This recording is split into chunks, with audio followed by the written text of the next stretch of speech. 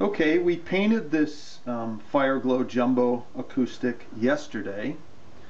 I was kind of interested in seeing when I was editing the video, how unlike the actual guitar it looked. The video is picking up a band like this of a red shade, when in fact the red shade is very gradual and extends more to about here. So it was looking a bit strange, but it's because of the way digital cameras pick up colors, especially reds and greens. They do some strange things. Okay, so this is basically the guitar. A little bit of dust on it here, but I just painted it yesterday. And now what I'm going to do is I'm going to real quick show you how we're going to do the scraping on the binding.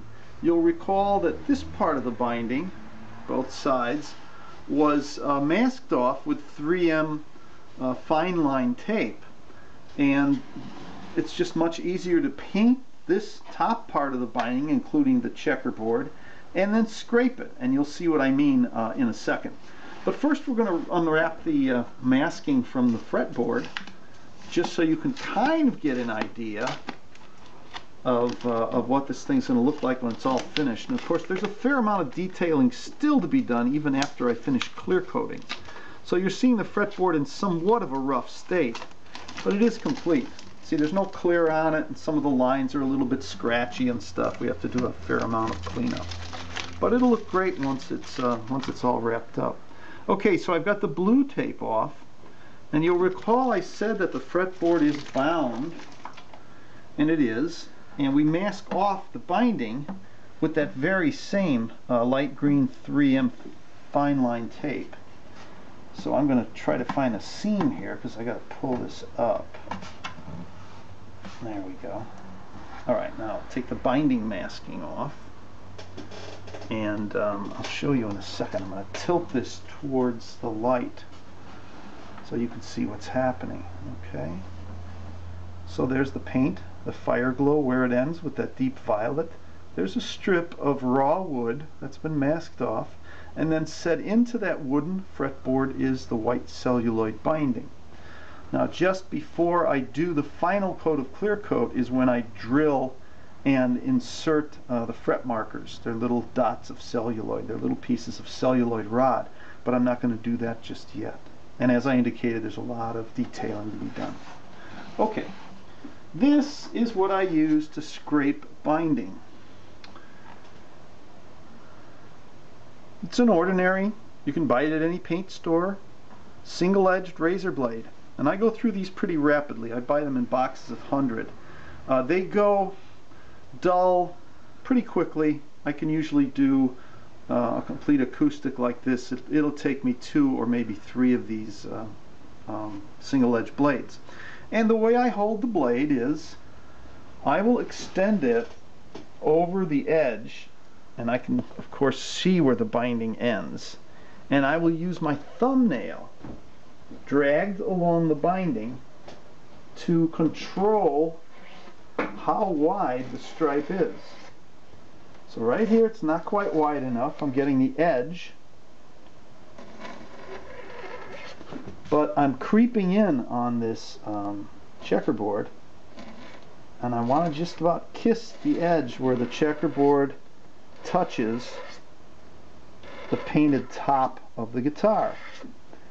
And it takes a few passes, but you can see I've got a little bit of overlap of the paint over the checkerboard, and that is acceptable and almost preferable, because the last thing you want to be doing is show a strip of bare wood because you've scraped too far into the paint. So we leave a little hair's breadth of checkerboard in there. And that's turning out pretty nice. And then I'll come back and I'll scrape a little bit narrower here. And it takes, like I said, a few times around to get it proper. It generally takes about half an hour to 45 minutes to scrape an entire acoustic guitar. That includes both sides and that sound hole. And of course we don't have to do anything with the neck binding because it's been taped off, because it's simply a straight line.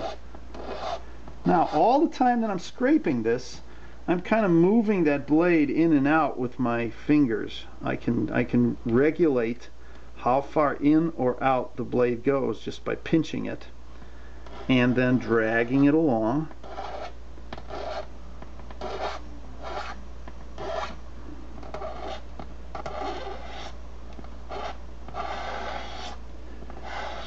And I'll usually go over it 3 or 4 times in order to get a nice clean line of demarcation between the color and the binding. And the very last thing I'll do, I'll tip this up, is take off any color at all that may be on the edge of that. Because generally we will have a sharp edge that's got some body color on it. And I just find the areas and kind of get them clean.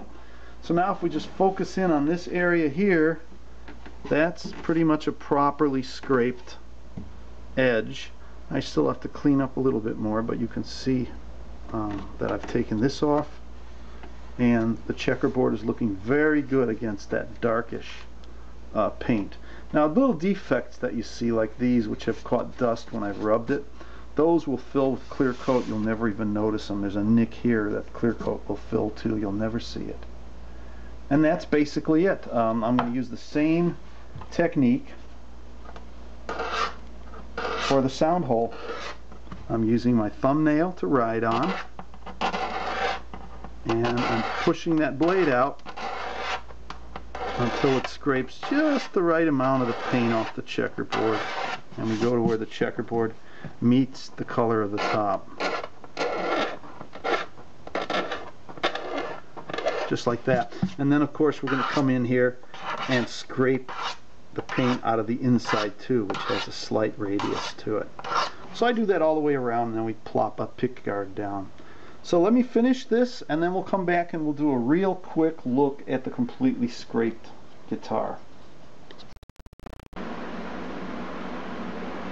Okay, here's a little bit of an overview of the binding being scraped. You can see the edge there between the checkerboard and the paint itself.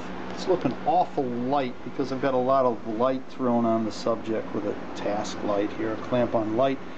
I don't like things to go too dark because then you can't see what's going on. Now I'll just pan down a little bit to the edge, and you can kind of see what that binding looks like, and you can get an idea of the wonderful grain on the sides. Maybe if we flip it over a little here, you can kind of see what's going on in the back as well. It's a very nice grain pattern. So now the next step will be to go over it, detail it a little bit, and that means touching up paint wherever necessary and scraping any rough spots, and then it'll receive its first couple of coats of clear. But before I do the clear, what I'm going to do is tint the binding, as I mentioned, with a little bit of amber. It may not even be detectable with the camera. It's right now the binding is pure white, and it's a little too new looking for this color combo in my opinion. So we'll do a little futzing with it, and then we'll follow this thing through completion. It's pretty close to being done now. I'd say probably a week from now, after a lot of clear coating and sanding, we'll be installing some final parts and setting it up and tuning it. So bear with us.